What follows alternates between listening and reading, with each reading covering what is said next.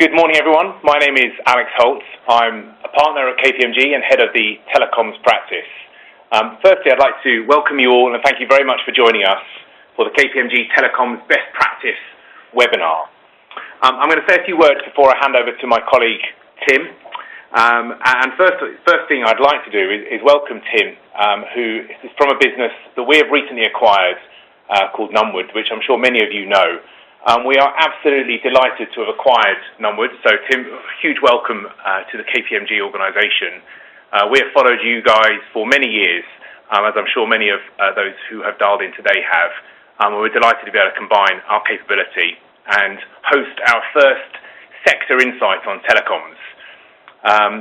Telecoms is an area that I've been around for many years, and changes and improvements in customer experience has been talked about for as long as I can remember, both in industry and in my role in advisory. It's a difficult thing to do, and what is often asked for is hard data, facts and insights on what customers are really looking for from their telecoms providers. So what we're looking to do over the next 40 to 55 minutes is run you through with some decent content that will take you through some of those interesting facts and insights. We would like to make this as interactive as possible, so please do submit your questions. You can find that on the portal on the page you're looking at the moment. So all questions very welcome. We'll be taking a break in about 20 minutes or so to answer any questions that have already come through, and then we'll finish off with the content that we've got lined up. So without anything else, I would like to hand over to Tim, and we will talk to you all a bit later on. Thank you very much, Alex, and good morning, everyone. My name is Tim Knight. I'm a director at KPMG Nunwood, and I guess I focus on two parts of the business. The first is putting in place customer transformation programs, but the second, I think most pertinent to our discussion around telecoms best practice today, is understanding what great looks like from a customer experience point of view. What does good look like? How do we go about building it from a customer point of view? And how do we best need to manage and lead our businesses to put that in place? So I'm going to be talking today about the work of the KPMG Nunwood Excellence Centre. I'm going to be talking about insights from within the telecommunications sector, but critically for telecommunications, putting out a challenge to look to best practices outside of the sector as well as best practices within. So in terms of the agenda for today, I'd like to start by talking a little bit about the work behind the Customer Experience Excellence Centre and talk about the way that gives us a unique and powerful framework for understanding and then applying customer experience best practice. I'd like to move on most personally to talk about the current state of the telco sector. Who are the winners and losers, but most critically, how does telecommunications compare to other sectors? And indeed, what kind of areas at a strategic level do we need to be most thoughtful about? What do we need to focus on to best engender a change? And indeed, what kind of commercial rewards are associated with that change?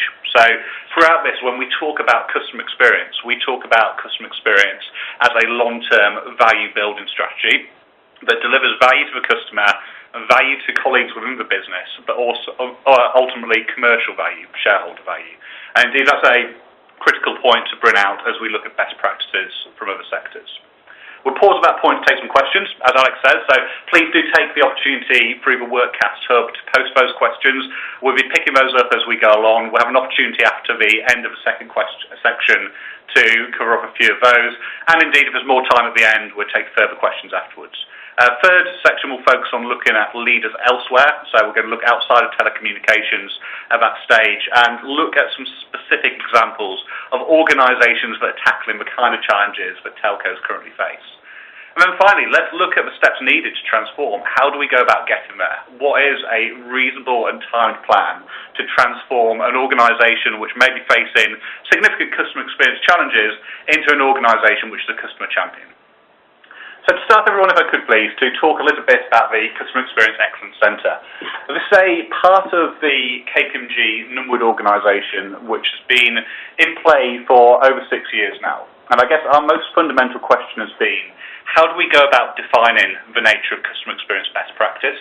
How do we go about then understanding how that can be applied to other organisations?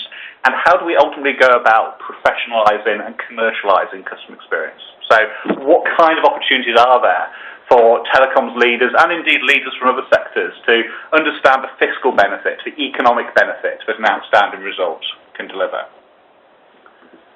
So, at its heart, the Customer Experience Excellence Centre is founded on an ongoing programme of research. We've been, for over 6 years now, conducting research across multiple markets. We've been speaking to customers. We've been interviewing business leaders. We've been looking at organisational maturity. And we've been asking ourselves, what is it that defines the kind of organisation that succeeds? And what kind of challenges do various different sectors and various different businesses face? So sat behind this is a very substantial database. There's somewhere in the region of 1.1 million customer evaluations in that database. And that gives us an opportunity to look in detail at 927 different cross-sector brands. So we have the ability to look at any one of those brands and ask, how is it performing currently, but critically, what is defining its performance? And ultimately, what we're interested in here are two things. The first is, which kind of organisations continuously succeed? So who is absolutely standout and how have they got about sustaining that? But I think critically, and perhaps most importantly for the telecommunications sector, we're interested in what organisations do to accelerate pace of change. So we're not fundamentally interested today in playing back the best practices of, say, John Lewis, but perhaps more interested in saying, if you have got an organisation which has been ranking 150th, 200th, or even 250th in the league tables, what can you do within 18 months to turn that organisation into a position significantly improved, and what can you do within maybe 2 to 4 years to move it into the top 100 and ultimately into the upper echelons of customer experience performance? So accelerating pace of transformation is a key theme for today. What the Excellence Centre also allows KPMG to do is to directly apply these best practices to specific client problems. So we're fundamentally interested in, yes, understanding what best practice is, but how can that be accurately and quickly applied to a customer problem in order to achieve a better result for any given organisation? So when we're working in the field of customer experience strategy and we're working with leaders in organisations that are keen to transform, the question which is often posed is, what kind of culture do I need to put in place in order to enable that transformation? What kind of organisations have already managed to transform their culture accordingly? What can we learn from them? And what does that mean for my own operating model? What does that mean for the way in which I manage my own leadership team? And how can we go about applying some of those best practices to high-level management challenges? From a point of view of experience design and journey mapping, again, the Excellence Centre gives us a unique view and allows us to say, what is it that organisations elsewhere in the world are doing which could be pertinent to a specific journey or a specific series of omni-channel interactions that I'm redesigning, and how can we almost use the laboratory of global customer experience best practice to very quickly, in a rapid and agile way, apply very specific innovations to specific customer journey challenges. Equally, what the Excellence Centre allows us to do from a point of view of creating a link between customer experience best practice and commercial best practice is to understand the kind of things that organisations need to focus on in order to best drive commercial performance. So from a strategic investment point of view, the Excellence Centre allows us to link specific journeys and specific outcomes to commercial results. And then finally, before we move on, it's equally a way for us to augment Net Promoter Score and customer experience measurement programs in such a way that we're not simply describing a single organisation's voice, but rather drawing on the best practices of others to tackle common problems. And through that, to really put our clients in a position whereby they're able to accelerate that pace of customer experience change. So the Excellence Centre sits at the heart of this work.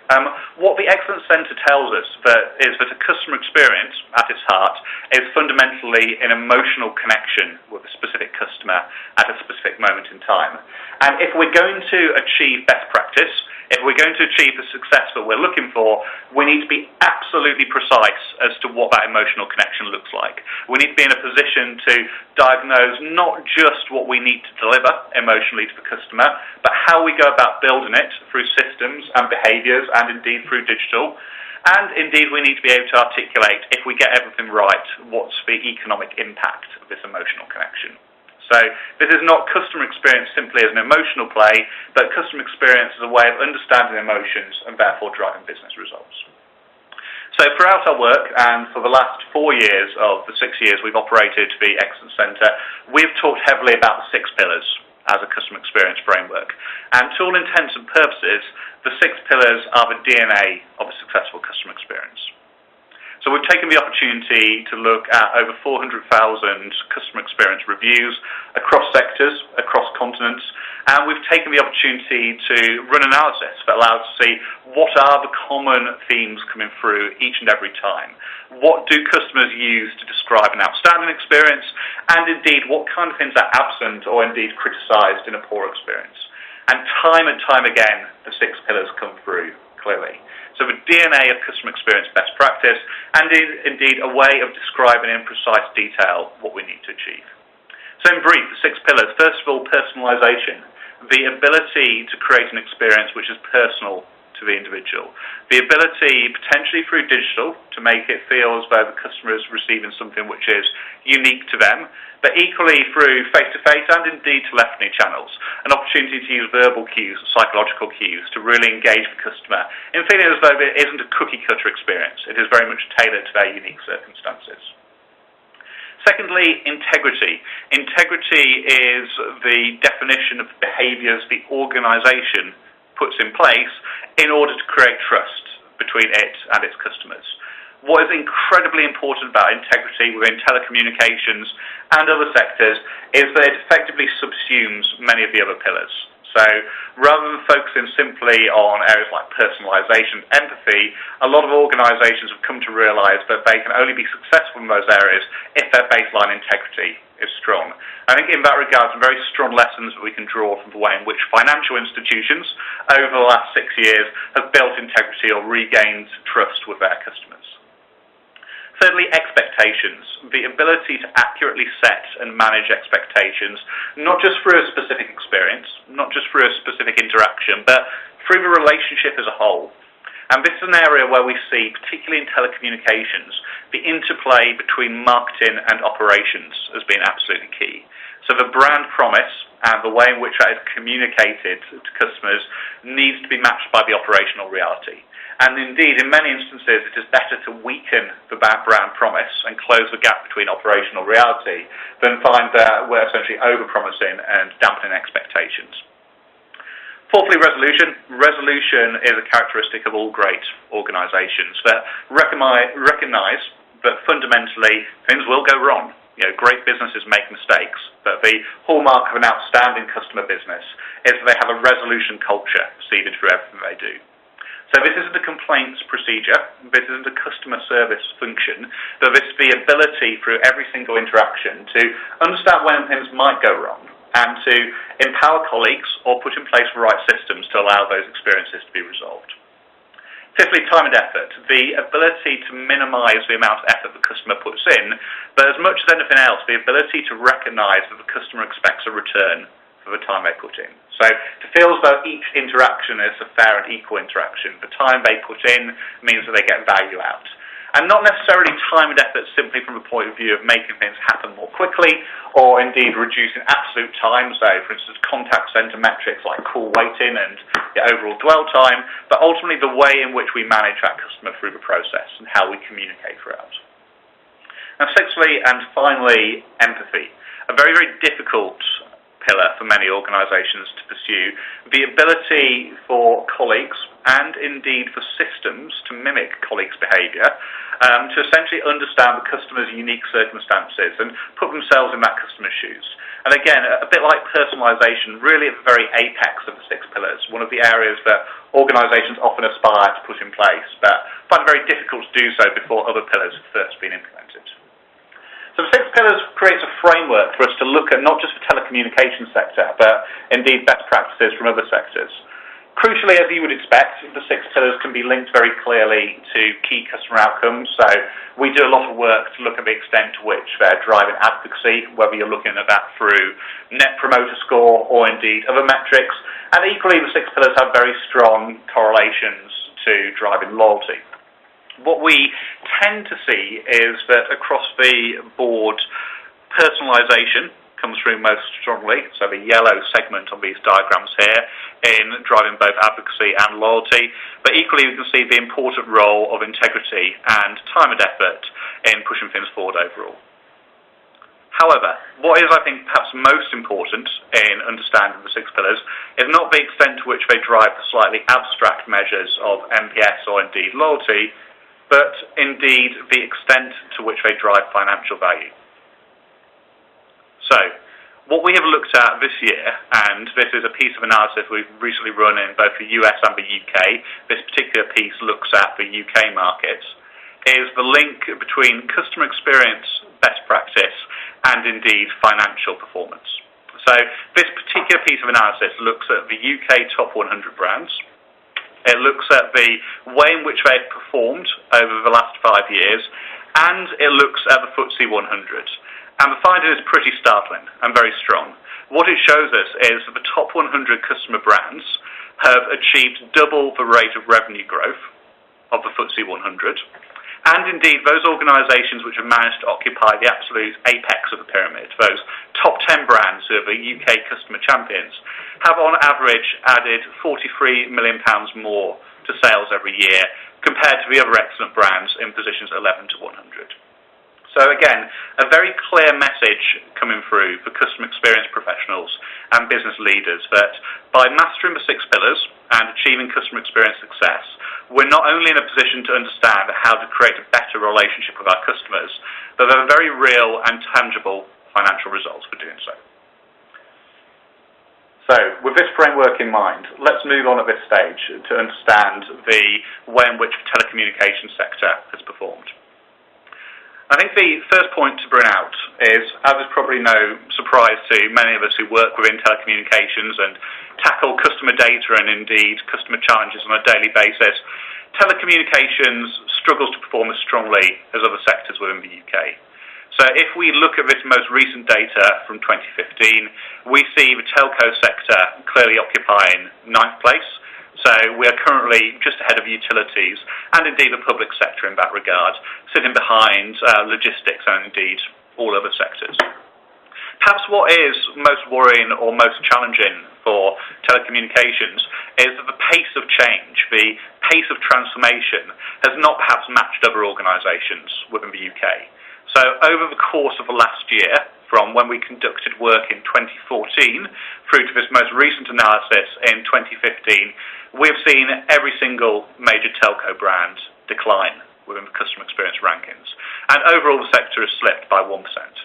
So we're seeing at this moment in time that despite a will to transformation within the telecommunications sector is not present and not being felt by customers. So let's move on to look at some of the reasons why. And in our conversations with executives and leaders within the sector, a number of points are frequently made, and we see these resonating to a degree in our own data. The first is, and without going into absolute specifics of customer journeys, the first is the challenge of transiting from perhaps what could be characterised as an engineering and indeed acquisition-led culture to a culture which is genuinely customer-centric. So we know, for instance, that major telcos, not just in the UK, but indeed in Australia and North America, are continuously grappling with this challenge. How do we go about achieving customer centricity, not as a set of principles, not as a set of investments, but as a cultural theme which encapsulates a way in which everyone across the business works? A huge challenge, and indeed one which other sectors are equally grappling with at this moment in time. Customers tell us they find the journey to be incredibly high effort. So if we look at the 18 to 24 month engaging and re-engaging journey that many of our businesses struggle with, customers find that to be incredibly laborious. They find it to be high intensity, and whilst there are emotional high points, which we'll all be very familiar with to that customer journey, equally customers report that the amount of time and effort they need to put in to managing their relationship and managing that continual re-engaging with their telco, that amount of time and effort to be disproportionate to the value they feel they're getting out. So taking time and effort out of customer journeys is given as a critical reason. And equally, when we talk to colleagues across the sector, a number of points are made around the fundamental complexity of the product, often talking about the extent to which current quad play offers need to be rolled out and depersonalised to customers, and indeed future product complexity as we see the explosion in data consumption, the explosion in potential customer personalization, and indeed horizon technologies such as the Internet of Things add into future complexity. And this is a reason which is often cited by telco businesses as almost an impairment to the way in which customer experience success can be achieved. And whilst we see that there is almost certainly an element of truth within that, what we almost universally observe is that the complexity and the challenge within the telecommunications sector is perhaps in many instances no greater than the complexity and challenge inherent in other sectors. So if you're running an airline and you have the operational complexity of moving teams around the world and moving sophisticated aircraft and equipment around the world, if you're running a complex financial institution dealing in investments and derivatives and such like, again, similar issues of complexity coming through. And I think one of the main impairments that any given sector or any given organisation can face is the perception that there is a glass ceiling to customer success. So again, this glass ceiling syndrome is something we see coming through quite frequently within telecommunications and indeed in financial services, where the organisation has allowed itself to believe that due to the complexity of the challenges they are facing, there is an upper limit to the degree of customer excellence that can be achieved. And whilst we'd be the first to admit that these challenges are real and indeed need serious investment and serious leadership to attend to, we see time and time again examples from around the world, from around different sectors and indeed different businesses of organisations that have effectively tackled the glass ceiling. And perhaps to pull out three very clear examples from the Excellence Centre work. So first of all, USAA, an organisation that many of us may be familiar with. USAA, for those who've not encountered it, is an affinity insurer within the United States. It's a military affinity which provides services to a variety of different customers in some way associated or with families associated with the US military. But it is fundamentally a financial services provider, and it also happens to be the world's best customer experience brand, and indeed has been for the last 3 years. So USAA is about 10% better than the average of the UK top 10, just to give you some indication of the weight that customers place and the value they get from their relationship with USAA. And it's effectively broken through the glass ceiling that many organisations within financial services and insurance specifically believe they face. Another financial organisation, Santander from the UK, over the last 4 years has effectively transformed its operation, has effectively transformed the way in which customers feel about their business with Santander, and has done so against the backdrop of huge economic and indeed social turbulence when you look at the degree of mistrust that has been placed within many banks within the UK. We've seen Santander effectively transform over that period from being very much outside of the top 100 to now occupying 53rd place in 2015. So a real indication of how an organisation can transform. And again, like USAA, the leadership of that has sat at the top. The leadership has sat at C-suite, and a real belief that it's possible to punch through the glass ceiling and indeed achieve customer excellence in difficult circumstances.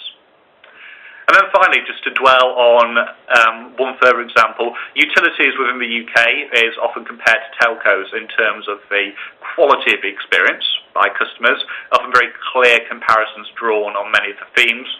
Florida Power and Light is the world's best utility. It occupies a strong ranking within the United States and again has been able to transform its operation against a backdrop of two very, very difficult factors.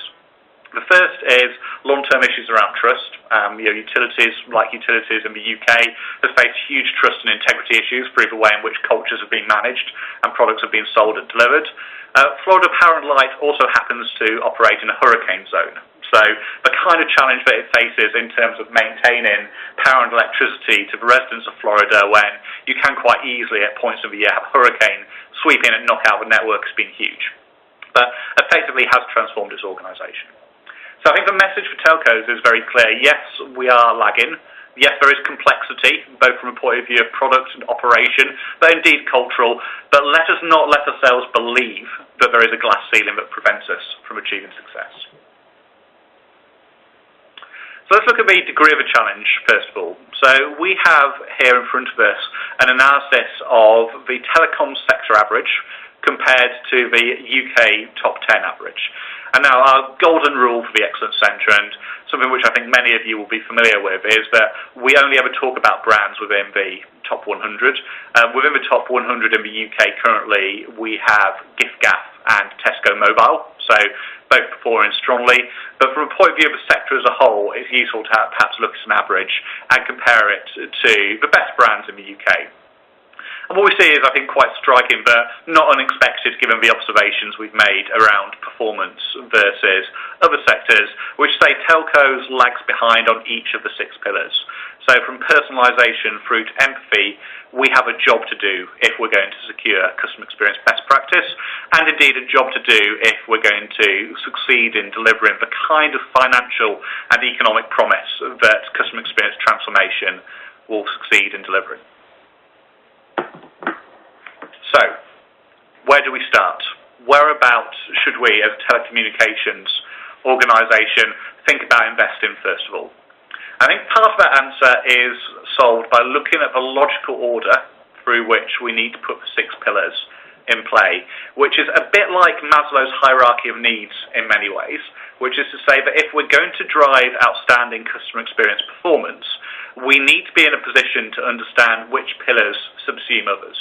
And again, this is something that we see a lot of organisations grasping with but perhaps failing to implement, which is to say they focus heavily on creating very personal, very empathetic experiences in certain channels, or they may have certain very sophisticated and powerful digital offerings, but some of the more basic emotional needs, integrity and resolution and expectations, are perhaps not fully met. So what we see is that within telecommunications, like many sectors, there is a logical order through which these pillars should be implemented. And the question for any telco, and indeed we'd be happy to speak to any customer leaders or indeed business leaders within telecommunications about their specific data and their specific scores, but the general challenge for telcos to first of all focus on integrity and resolution and expectations, which will drive us up the NPS scale, will drive us up the customer experience scale, before focusing on personalisation and empathy. So understand how we can build trust and understand how we can see problem solving and resolution throughout the organisation before we start to focus on absolutely personalising the experience and creating great empathetic connection. That's not to say we can't push on multiple dimensions at once, but let's focus on where we're going to get the most foundational value first and ensure that we're not driving cost and driving unnecessary expenditure by putting in place initiatives that aren't going to deliver the kind of experience return we're looking for. There's also a point about understanding where certain emotions need to come through most clearly. So within the overall relationship with a telecommunications provider, there are a variety of different customer journeys that can be undertaken. And I'm not suggesting at this point we're looking at an exhaustive list on screen at the moment, but what we see very clearly from the Excellence Centre work and analysis is that for certain customer journeys, certain pillars need to come through more clearly than others. So if you dwell on the initial point around integrity, integrity needs to come through very clearly in the joining experience. It's a critical time for any telecommunications provider. Now the challenge should be to what extent are the ways in which we're communicating, messaging, language, the way in which colleagues look towards creating trust-building events, to what degree are they seeded within the joining journey, and to what degree are we maximising our opportunity to establish integrity in those early stages of the life cycle. Equally, if we just pull out another, time and effort is clearly key. We've already pulled that one out as one to focus upon, and that tends to come through where one of the more complex experiences occurs. So something around insurance or indeed repairs or indeed delivery, time and effort is where customers are really asking us to drive out superfluous parts of the process and indeed drive out bits which may be causing them to expend more time than they feel is perhaps valuable. But critically, what customers are asking us to do throughout those journeys is to make sure we're communicating extremely well, and indeed we're keeping them briefed on the way in which that experience is progressing. So again, a second point to draw out is that there is a logical order behind the 6 pillars, and indeed they need to be aligned to certain journeys. Looking perhaps even more analytically at this, and to really zero in on these ideas of integrity and time and effort here, What we're able to do through the Excellence Centre work is also look at the extent to which different pillars drive advocacy and loyalty. So what you see on screen in front of you at the moment is a matrix which simply maps the pillars against the extent to which they impact on NPS and loyalty in this instance, so from left to right, and indeed the extent to which the sector performs versus the study average. And whilst I think you will note on perhaps one of the axes that all of these lag behind the study average, we can quite clearly see that integrity, time and effort are not just relatively more important, but indeed are also areas of relative underperformance. So I think one clear message is coming through from this, both from a point of view of a natural order of implementation, where we should seek to put certain emotional connections in place, and indeed where we need to focus. The clear message which is coming through for telcos on average is that focusing on integrity and focusing on time and effort will be the quickest routes to jumpstarting transformation. And what does that mean in detail? We'll look at these at the general level, we'll then pause for some questions, then look at some specific brands. So at the general level, we've talked quite a bit about integrity, but integrity really is about making sure those great first impressions come through clearly and strongly in the first instance. So how do we go about working those into the early parts of the customer journey, and indeed what kind of trust-building moments are we engineering? How do we go about creating explicit opportunities to manifest our integrity and indeed manifest the way in which we can be trusted by customers? There's a very clear point about the link between brand and indeed customer experience here. Organisations which are perceived as having great integrity are really perceived as standing for something more than profit. And this needs to be something which is seeded not just through marketing, but indeed through the culture of the organisation and indeed through the way in which those organisational values are made manifest by people. And again, people are absolutely key here. People who are clearly competent are required to build integrity. But equally, if you look at the psychology of trust and you look at the absolute requirements to trust someone, customers need to be able to like the people they engage with in order to trust them. And again, our ability to really kind of drive that through the way in which our people are trained to engage with customers is absolutely key. And then finally, perhaps most fundamentally, keeping our promises and delivering upon them throughout the customer relationship, not just at the start of the life cycle. And if we can move on to the next slide, time and effort is, again, a really key area that we've touched on already, but fundamentally based on how do we go about making customers feel as though what they're putting in is equal to what they're getting out, and indeed they're not having to expend unnecessary time and effort. It's not, again, about the absolute amount of time they spend, but keeping customers engaged throughout that process. So what can we do to make that time investment pleasurable, and what can we do to really be clear to customers at every stage about what the next step is, and indeed how long that step will take to fulfill. And from an experience design point of view, from a point of view of our capability to build new customer journeys and indeed transform them, we need to be systematically looking at ways we can take out unnecessary steps. And particularly in a complex omni-channel environment, particularly where we now have strong interplays between our contact centre operations, our digital assets, our app-based assets, and potentially also retail estate in some instances, how do we go about making sure those are not simply mono-channel unnecessary steps, but from an omni-channel point of view, we really understand that full interplay and we're making those links as seamless as possible. So, at this point we have seen that we have clear areas of focus, we've pulled out integrity, time and effort. What we're going to move on to do in a couple of minutes is to look at some organisations from outside of telecommunications who are tackling these problems.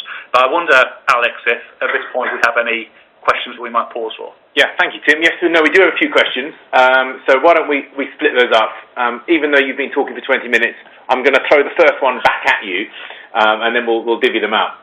And one of the first questions that come through, we've had a couple along the same theme, which is how does the importance of the 6 pillars change depending upon the type of company or indeed the customer, whether it's a B2B or B2C client? So I think we've got a few questions along this line, but really it's around, for the people that are listening in at the moment, how do you think about the 6 pillars, whether you're in B2C or B2B mode? It's an excellent question, and I think whilst this particular piece of work is based on B2C, we see the 6 pillars working effectively and meaningfully in a B2B or enterprise environment. What we see, I think, is perhaps quite interesting, but the fundamental importance the fundamental way in which you create an emotional connection with a person, be they a consumer or a consumer as a business person, doesn't fundamentally change. So personalisation to that business's specific needs continues to be incredibly important.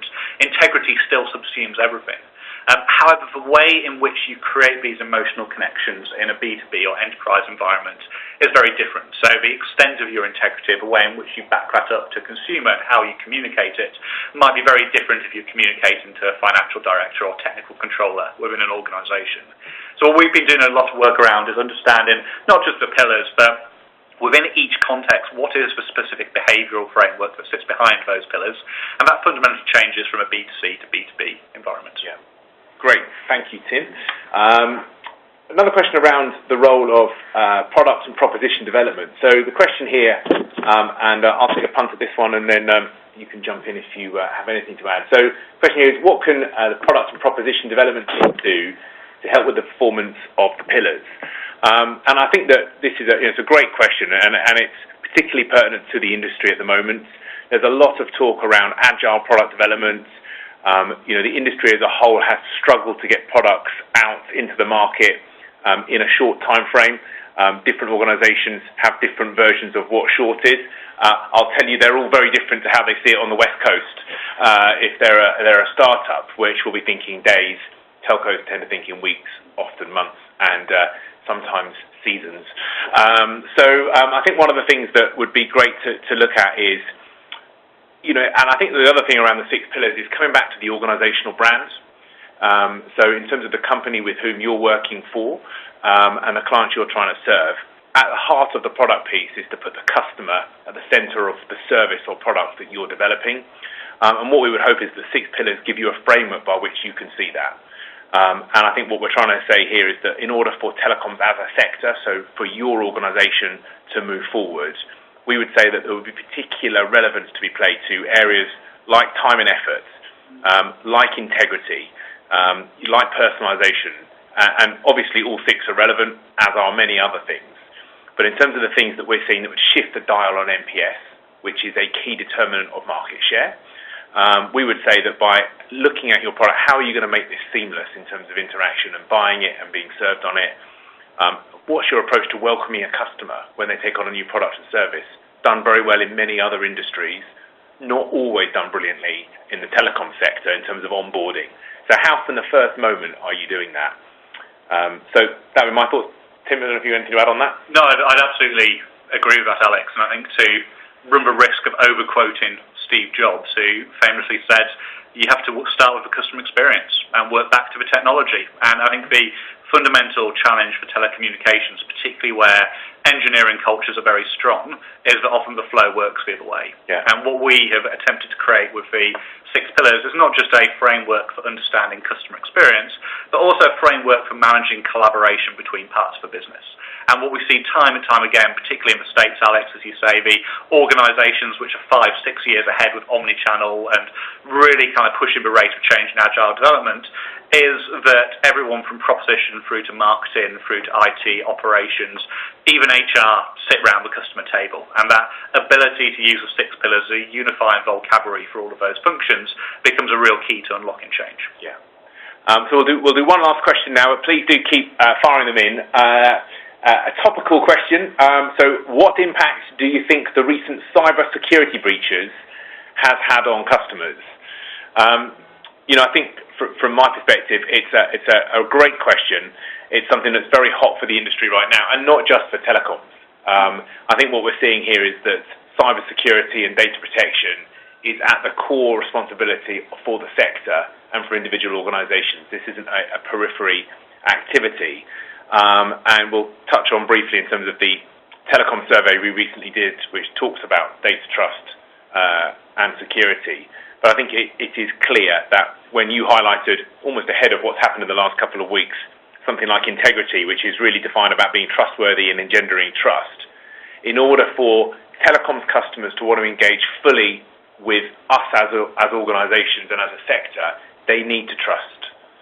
They need that trust in us. And I think that as a sector, we've got to do a very good job of responding to the recent crisis, really, by building that trust back up.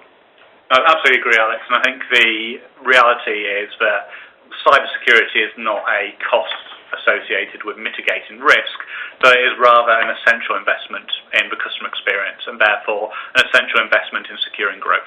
And we see throughout times of crisis, and we've seen this within certainly the financial sector, that integrity, trustworthiness, grows even more greatly in status. So from this work, which was conducted 6 weeks ago, we're in a position to already articulate the importance of integrity. I think given some of the recent events and some of the noise in the media, what we can almost certainly surmise that integrity will be even more important, and having a firm and robust and public cybersecurity strategy will be fundamental in ensuring customer-led growth. Yeah. So, well, thanks for that. So please do keep the questions coming in. We're going to go for about another 15 minutes or so, and the next piece we're just going to walk you through is some examples of best practice. So, Tim, back to you. Fantastic. Thank you, Alex. We'll move through this at some pace, talk a little bit about a few brands that may be familiar to some of us, maybe less familiar, and indeed then move on to look at the kinds of things that an organisation should be doing to best unlock pace of change. I think in terms of focusing in on those two themes of time and effort and indeed integrity, to pull out a very familiar brand first of all, First Direct, one which in 2014 was actually top of the UK customer experience rankings, has slipped down into second place this year but has consistently maintained an outstanding level of performance. And what is perhaps most exceptional about First Direct is the fact that it's able to engender record-breaking levels of integrity with its customers despite never meeting them. So First Direct manages to run that all through a contact centre and indeed digital channel, and indeed through the way in which those channels have been optimised, and specifically through the way in which First Direct has managed to build and manage and propagate and reinforce its culture, it has been absolutely stellar in terms of its performance for integrity for the 6 years we've been measuring First Direct's performance. I think at its absolute heart here is its ability to really engage with colleagues in the First Direct mission. So despite being part of the HSBC group, First Direct has a very distinctive brand. It has separate premises and it has separate ways of managing its colleagues and indeed separate systems. And has spent a lot of time making sure the kind of customer experience principles that it's seeking to put in place for its customers are reflected in the way in which colleagues are managed on the contact centre floor. So First Direct has fundamentally realised that the employee experience precedes the customer experience. And by making sure that culture optimisation and the way in which colleagues of all levels are managed is absolutely top of the agenda, First Direct has been successful in building integrity. And that's a message which has been consistently led from the top of the organisation. The CEOs of First Direct over the years have consistently believed this and espoused it very publicly. Another organisation which we've looked at already but it's perhaps worth dwelling on for a second in a little bit of detail is USAA. So USAA, a military affinity insurer, the best customer experience brand within the Excellence Centre's measurement of brands around the world. And I think perhaps the most telling thing about USAA when it comes to integrity is a quote from its CEO, who was asked by an analyst as to what its upsell strategy was. To what degree is USAA going to drive additional revenue through more effective upsell? The answer was clear. We don't practice upselling. We practice downselling. We practice downselling to ensure the customer gets exactly what they want. So what USA have done is made a bold call to build integrity by saying what is more important to us is driving long-term value through making sure the customer gets the right product rather than driving short-term economic return by trying to potentially position products which are perhaps too expensive or perhaps beyond that customer's need. So absolutely critical, and indeed this is something USAA, again, believes at the top. Its CEO and vice presidents are regular commentators on customer experience, and indeed they drive through their technological innovation. So the entirety of their omni-channel operation, from the various different apps it has to its new Siri-like digital assistant which can deal with your kind of banking needs through audio on your device. Every single one of these digital investments has been driven through this need to continuously drive integrity and continually drive the brand principles through the customer experience. And a third example, looking slightly further afield to Kiwi Bank, an organisation which clearly started in New Zealand but has made great guns and expanded out across Australia. And Kiwi Bank is a truly interesting organisation in terms of the way in which it manages its teams. In that it very actively encourages teams to be structured around customer problems as opposed to teams being structured around administrative units. So a lot of what Kiwi Bank has been doing is saying, let's make sure the customer becomes a fulcrum for cooperation across proposition development, risk and compliance and marketing and service functions. And let's make sure customer problems therefore dominate the agenda. And it's led to an explosion not just in customer experience results from its branch experience, but indeed also from the extent to which it's able to very quickly and very accurately with almost eerie foresight develop very effective digital apps. So everything from house finding apps through to online banking apps, which have been constructed from the absolute ground out through around the customer's needs. And as a consequence of starting with customers' needs and with customers' issues, it's been very easy for Kiwi Bank, or Kiwi Bank has been very effective in making sure they drive out unnecessary steps and they absolutely optimise time and effort. And then finally, to look at a brand that a few of us may have come across, Hitmonk, similar to Kiwi Bank in some regards, but this operates within the travel industry.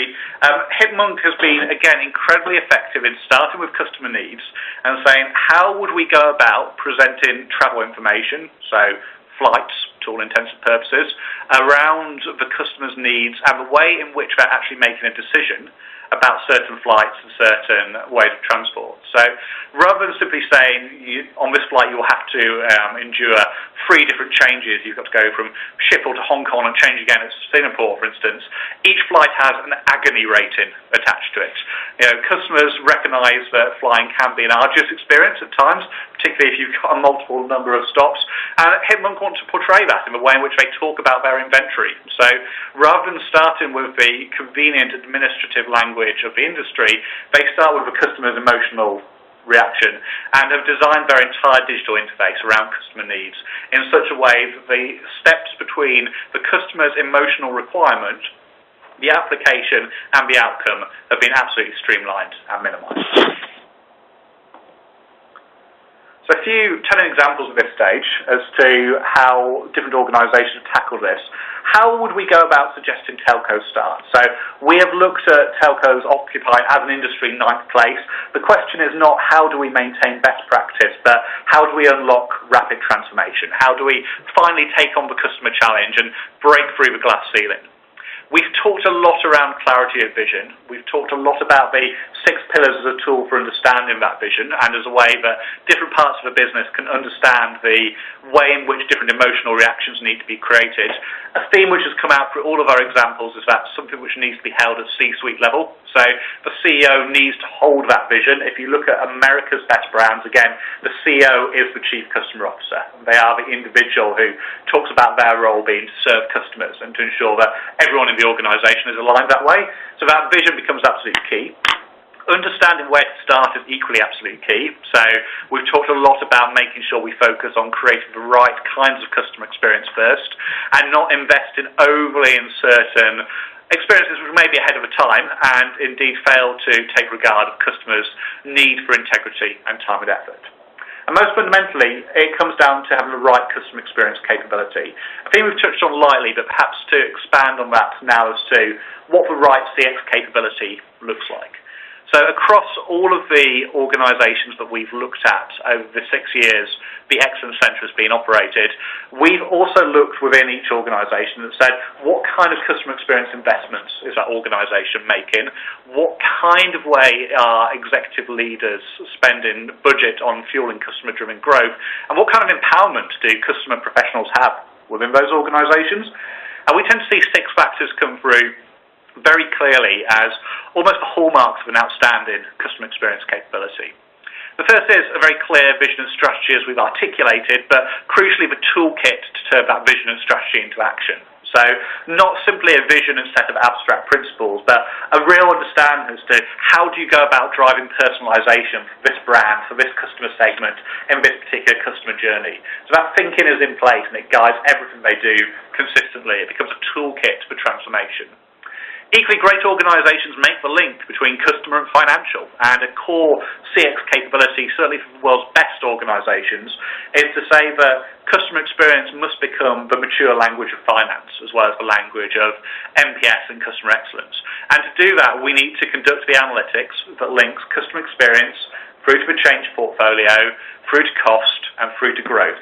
So we're no longer in a position whereby there's this artificial divide created by at board level between the CFO and indeed the individual who's championing the customer experience, not because there's a fundamental philosophical disagreement, but because that bridging language is not in place. So linking customer experience to cost and growth being absolutely key. Customer culture, we've touched upon a lot. Culture is a brave area for businesses to tackle, and with the support of the CEO, a customer experience function, working in hand with people, colleagues, HR teams, can be fundamental to transforming customer culture and driving that through the organisation, not just from a point of view of learning and development, but also behavioural frameworks, competency, and indeed bonus and recognition. Journey design, absolutely key. Great organisations have almost a perpetual cycle of customer journey redesign, and they're in a position to not just exercise that ability on an ad hoc basis, perhaps by bringing consultants in to redesign a given journey because it seems important or fits a business strategy, but have invested very heavily in bringing that capability in-house, continually redesigning journeys and continually using their strategic toolkit to drive change. Then finally, great organisations have compelling voice of the customer programs, not multiple voice of the customer programs that describe the customer in different ways through different metrics and different channels, but a single guiding framework which not only links the customer through to everyone in the organisation, but also helps dictate the kind of operational investments that organisation should be using. And increasingly we're working with clients who are looking towards integrating 6-pillar principles into their voice of the customer program. So again, they're in a very clear position to continually access not just direction from their own business, but also direction from the world's best brands. So Alex, I wonder if I might hand over to you at this stage to talk about the prize, if we get all of this right. Yeah, thank you, Tim. And look, we'll do this rapidly. Lunchtime is fast approaching for everyone.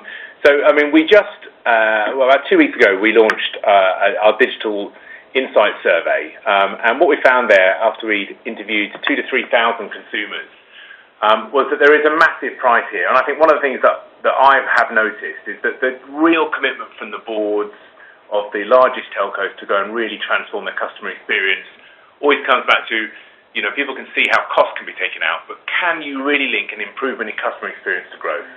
And I think what we're trying to show here is that you absolutely can. The survey you can pull down from our website, and what I've just taken here is 3 insights. So first of all, there's a bunch of money sitting on the table that this industry is not hoovering up.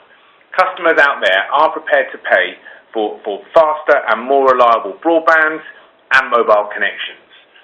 They are prepared to pay more. It's as simple as that. And at the moment, they are not. So that money sits there on the table. The second bit is, ironically, for an industry that drives connections, customers are disconnected. They are disconnected. They don't even know, for the 47% of the people we spoke to didn't even know how fast their broadband was. And if you take that into context of the last slide I just showed you, that they want faster and better, it just shows you that even just explaining to them, you know, that value proposition, revisiting what your customers are already taking from you, explaining to them that they have a 8 meg service, but there's, you know, a fibre proposition, for example, in fixed that's available that they can take, simply isn't happening at the moment.